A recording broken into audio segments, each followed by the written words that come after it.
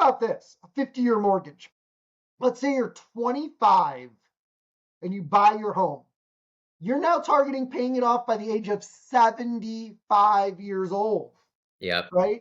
No one lives in the same house. The idea of living in the same house for 50 years, although maybe this would reset the American way of thinking, right? It wasn't but 90 years ago, not even 100. Wait, no. About 100 years ago, the concept still was that there was a family home or a family piece of property that was passed down from generation to generation.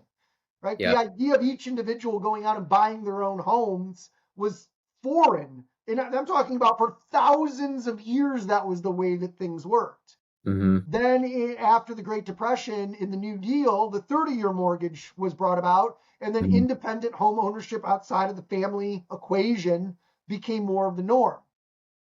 The 50-year might open it up, but the math really isn't that great on it. And it's not even just about the extended interest on a 50-year mortgage. The payments aren't all that much lower. Look, here, I did the math. The average home in America costs about $415,000, right? New York, going to be more than double that. Rural areas, going to be half of that, is what it is. 20% down, so you're borrowing $332,000, right? Let's say you're at 6.22% as your mortgage. On a 30-year, you're paying $2,038. On a 50-year, you're paying $1,802. So you're saving $220 a month, roughly 12% lower payment. On the 30-year, you're going to pay $734,000 in total, which is $402,000 in interest. So you're going to pay more in interest than the house cost, about. Yep. On a 50-year, you're going to pay $1.8 million, which is $749,000 in interest. Yep. So while I do think that home ownership is a cornerstone of retirement in this country, that is how you destroy retirement planning. Yep.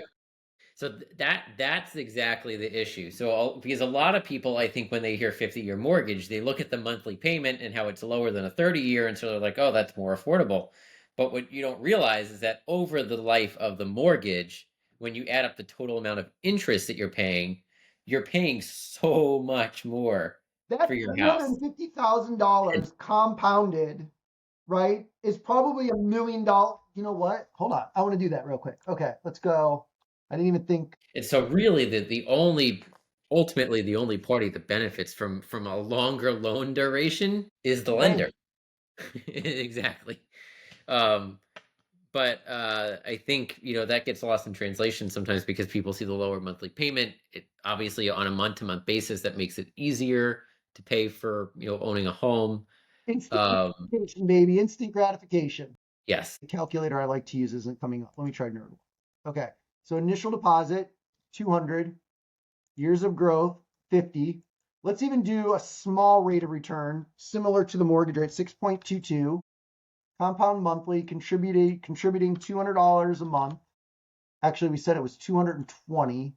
OMG. So that $220 a month in savings, where you end up paying an extra $349,000 in interest. Had you put that into a bank account, you would have $906,000 at the end of the 50 years in a retirement account. Yeah. I mean, even if you were to take the difference between the monthly payment on your 30-year and the monthly payment on the 50, so you're paying less on the 50.